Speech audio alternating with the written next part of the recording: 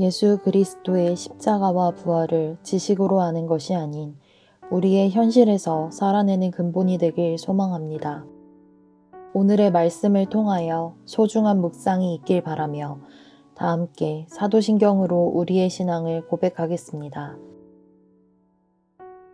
전능하사 천지를 만드신 하나님 아버지를 내가 믿사오며 그 외아들 우리 주 예수 그리스도를 믿사오니 이는 성령으로 잉태하사 동정녀 마리아에게 나시고 본디오 빌라도에게 고난을 받으사 십자가에 못 박혀 죽으시고 장사한 지 사흘 만에 죽은 자 가운데서 다시 살아나시며 하늘에 오르사 전능하신 하나님 우편에 앉아 계시다가 저리로서 산자와 죽은 자를 심판하러 오시리라. 성령을 믿사오며 거룩한 공회와 성도가 서로 교통하는 것과 죄를 사하여 주시는 것과 몸이 다시 사는 것과 영원히 사는 것을 믿사옵나이다. 아멘.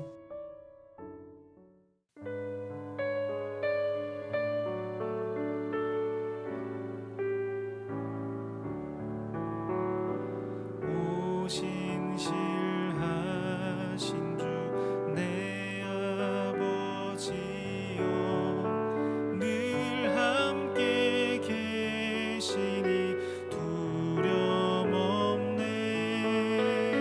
그 사랑 편찮고 날 지키시며 어제나 오늘이 한결같네.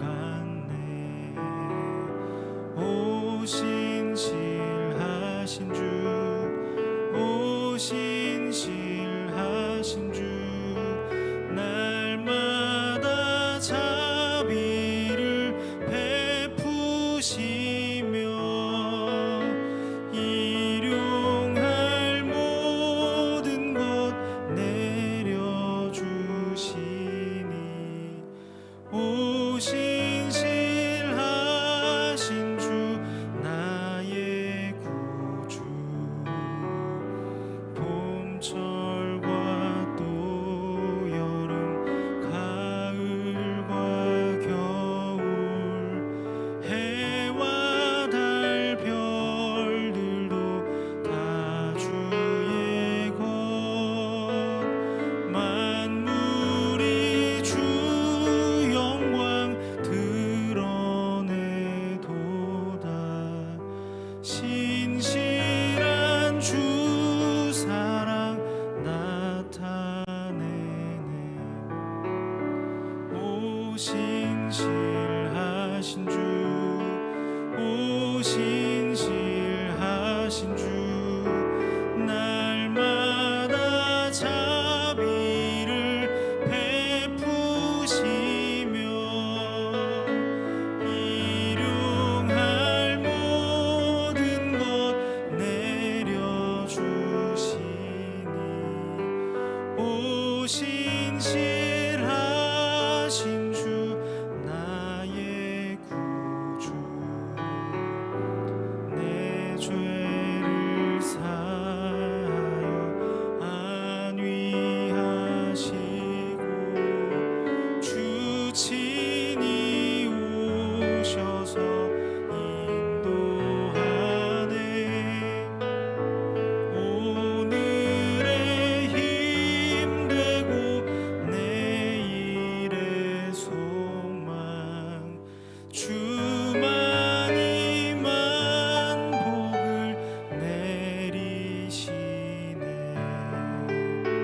오 신실하신 주, 오 신실하신 주, 날마다 자비를 베푸시며 일용할 모든 것 내려주시니 오 신실하신 주 나의 구주.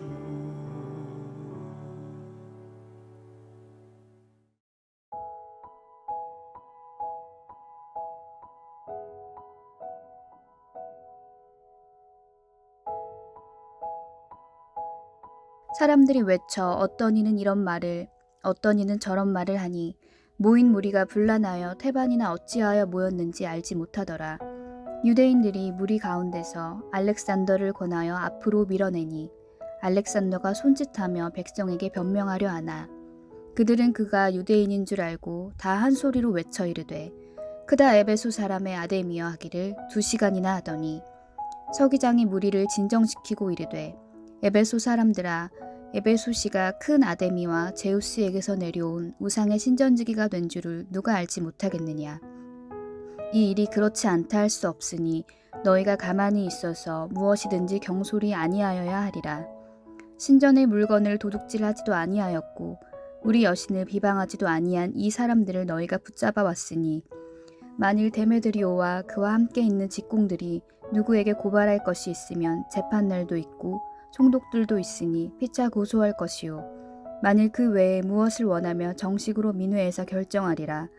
오늘 아무 까닭도 없는 이 일에 우리가 소요 사건으로 책망받을 위험이 있고 우리는 이 불법 집회에 관하여 보고할 자료가 없다 하고 이에 그 모임을 흩어지게 하니라. 아멘. 반갑습니다.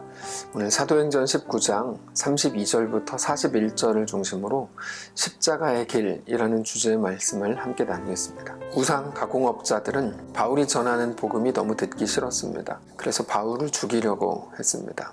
그러나 바울을 직접 잡지는 못했고 바울과 같이 다닌다고 알려진 가이오와 아리스다고를 붙들어 극장 안으로 끌고 들어갑니다. 바울은 그들을 대신해서 자기가 모든 일들을 감당해야 된다면서 극장으로 들어가려고 했지만 바울의 제자들과 바울의 어떤 친구들이 가지 못하게 막았습니다. 하나님께서 그들을 통해 바울을 막은 거라고 말씀을 드렸습니다. 그것은 순교로 그 삶을 그냥 끝내버리는 게 아니고 그 정황을 살아가라고 하신 것이었다 말씀을 드렸죠. 자, 극장 안에서 어떤 일이 벌어졌습니까? 실제로 굉장히 많은 사람들이 모였습니다.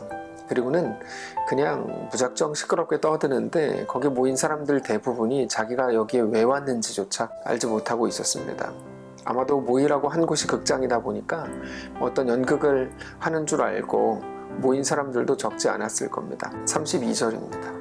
사람들이 외쳐 어떤 이는 이런 말을 어떤 이는 저런 말을 하니 모인 무리가 분란하여 태반이나 어찌하여 모였는지 알지 못하더라. 여기에 모인 사람들의 대부분은 헬라인들이었고 유대인들도 조금 있었습니다. 근데 유대인들 중에는 유대교의 유대인들이 대부분이고 예수를 믿어 기독교로 개종한 유대인들이 소수 있었습니다. 그러니까 예수를 믿지 않는 유대인들이 느끼기에 바울 쪽 사람들 때문에 모든 유대인들이 곤경에 처할 수도 있겠다라는 염려를 가지게 된 것입니다. 그래서 거기 있던 다른 유대인들은 말 잘하는 알렉산더라는 사람을 변호인으로 내세웠지만 그는 결국 한마디도 하지 못하고 그때 서기장이 나섰습니다. 그러니까 사람이 어떤 일을 해결하려고 하는 방법을 동원하는 것 충분히 그럴 수 있는데 아무 도움이 되지 않을 때가 훨씬 더 많습니다. 오히려 서기장을 오늘날로 하면 한 시장 정도 되는 그 시에서는 가장 높은 공무원이라고 할 수 있겠죠. 그는 일단 이 소동을 잠재우고 싶었습니다. 이 소동이 로마에까지 알려지면 자기에게 좋을 게 전혀 없다고 생각했기 때문일 겁니다. 그래서 이렇게 말합니다. 35절입니다. 서기장이 무리를 진정시키고 이르되 에베소 사람들아 에베소시가 큰 아데미와 제우스에게서 내려온 우상의 신전 기지가 된 줄을 우리가 알지 못하겠느냐.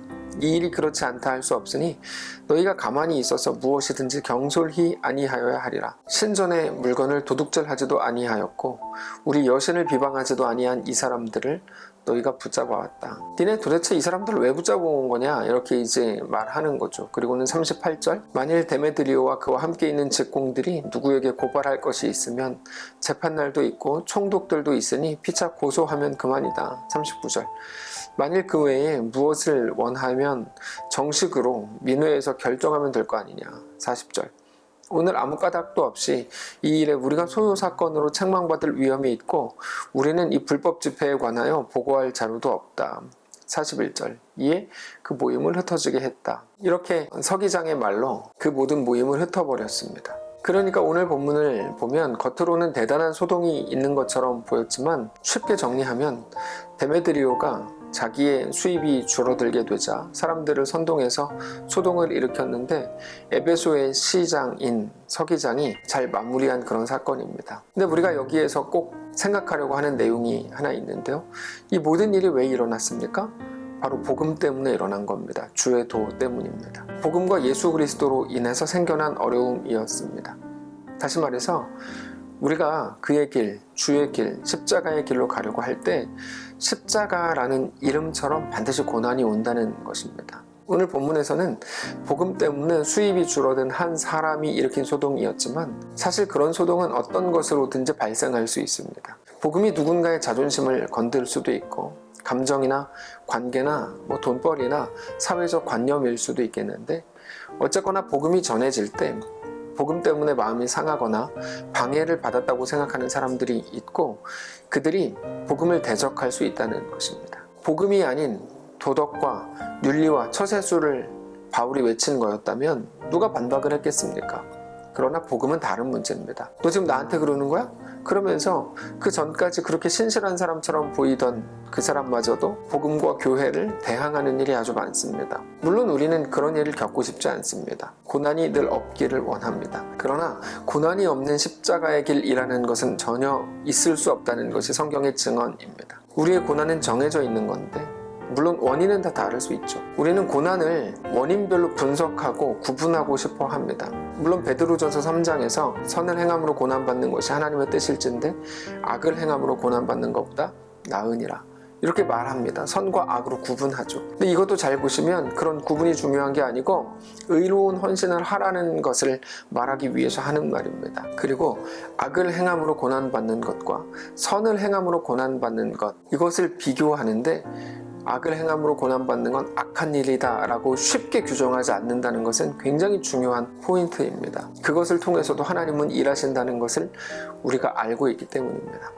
사실 우리에게 있는 모든 일들이 말처럼 딱딱 구분할 수 있는 것은 아닙니다. 어디까지가 얼굴이고 어디서부터가 이마인지 구분하기 어렵죠. 아주 미묘하게 맞물려 있는 것들이 너무나 많습니다. 그래서 고난을 구분하는 것 자체가 지혜로운 태도가 아닙니다. 대표적인 게 요셉이죠. 요셉은 형들에게 미움을 받아서 노예로 팔려갑니다. 어떤 부분이 그렇게 미움을 받은 걸까요? 미움을 받고 팔려간 것은 고난인데 그러면 요셉이 당한 고난은 선으로 인한 고난입니까? 악으로 인한 고난입니까? 우리는 알 수가 없습니다. 그리고 만일에 우리가 자꾸만 구분하려고 한다면 그것은 지혜로운 태도일 수 없는 이유가 오히려 모든 일들에 대해서 자기 의로움을 찾게 되거나 또는 나는 잘못 없다 라는 식의 핑계거리만 생길 수 있기 때문입니다. 중요한 것은 성경이 뭐라고 말씀하시는가 하는 것인데 고난이 있다는 것입니다. 복음에는 반드시 고난이 있다. 그러니까 자기의 못남을 한탄할 것도 없고 다른 사람을 욕할 것도 없다. 일단 받아들이고 시작해야 된다는 것이죠. 고난은 일단 받아들이고 시작하라는 겁니다. 그리고 복음을 선택하면서 동시에 우리에게 고난이 온다는 사실을 기억한다면 우리는 내가 어느 자리까지 갈 수 있을지를 생각해야 합니다. 예전에도 한번 소개했던 적이 있는데요.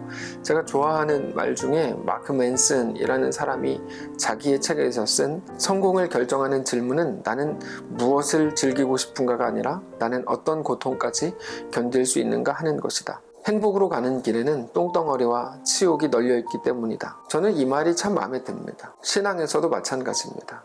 나는 무엇을 즐기고 싶은가? 무엇을 누리고 싶은가? 은혜라는 이름으로 나는 어디까지 얻고 싶은가? 그게 아니고 나는 어떤 고통을 견딜 수 있는가가 우리의 굉장히 중요한 기준이 될 수 있다는 것입니다. 나는 무엇을 즐기고 싶은가? 무엇을 누리고 싶은가? 가령 좋은 설교를 듣고 싶고 사랑받으면서 교회 생활을 하고 싶고 인정받으면서 직장 생활하고 싶고 존중받으면서 가정 생활하고 싶고 베풀면서 살고 싶고 누가 그렇지 않겠습니까? 그게 우리 모두의 원함일 것입니다. 그러나 그 우리의 원함이 우리의 선택의 기준이 된다면 우리는 절대로 하나님이 우리에게 걸으라고 하신 십자가의 길을 걸을 수가 없을 것입니다. 그것은 하나님이 요구하신 신앙의 길이 아니기 때문입니다. 사람들이 이 말하면 힘들어하겠지. 세공업자들 돈 못 벌겠지. 여기는 이단 가공업자들도 많은데 그러면 안 되겠지. 이 말은 빼고. 여러분 그렇게 하면 뭐가 남겠습니까? 우리는 하나님이 요구하신 그 길로 걸어가야 합니다. 그게 바로 성도의 길이고 신자의 길이고 십자가의 길인 것입니다. 우리는 생각을 바꿔야 됩니다. 십자가를 지기 위해서 나는 어떤 고통까지 겪을 수 있는가, 견딜 수 있는가 라고 우리는 늘 생각해야 합니다. 그렇게 묵묵히 걸어 들어가기로 하는 것입니다. 그래서 고난의 길이고 십자가의 길인데 여러분, 근데 그게 소망의 길입니다. 왜요? 오직 그 길 끝에서만 우리 하나님이 우리를 안아주실 것이기 때문입니다. 결국에 오직 하나님으로 인해서 우리는 오늘 죽음처럼 보이는 그 십자가의 길로 넉넉히 걸어 들어갈 수 있는 것입니다. 말씀을 정리하겠습니다. 우리는 우리 고난에 대해서 늘 자책하고 스스로의 잘못이라고 생각하는 경향이 있습니다. 나 왜 이렇게 융통성이 없지? 지혜가 없지? 실력이 없지? 매일 스스로를 자책하는 게 미덕인 줄 알았습니다.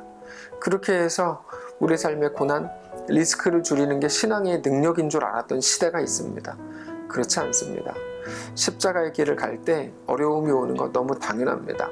하나도 어색한 일이 아닙니다. 바울이 무지해서 혹은 배려심이 없어서 오늘 본문의 일을 당하고 있는 게 아닙니다. 다만 바울은 십자가의 길, 복음의 길을 걷고 있었을 뿐입니다. 성도 여러분, 거부하지 마십시오. 오히려 그 앞에 서서 당당하고 담대하게 그 길을 걸으십시오. 위축됨이 아니라 더 당당하게 그 길 걷게 되시기를 바랍니다. 특별히 이번 한 주 십자가와 고난주간이라고 하는 큰 선물을 받은 자들로 우리의 묵상이 깊어지고 주를 향한 우리 고백이 매일 새로워지고 더 풍성해지고 진실해지는 주의 은혜가 충만하시기를 축복합니다. 한번 기도하겠습니다. 살아계신 하나님, 우리 삶을 주님께 맡겨드립니다. 우리가 십자가의 길, 고난의 길, 복음의 길, 예수의 길을 걷기를 원합니다. 매 순간 우리와 함께 하시고 그 어떤 상황에서도 당황하거나 위축되지 않게 하시고 하나님 허락하신 말씀을 기억하고 붙들며 담대하게 승리하게 하옵소서.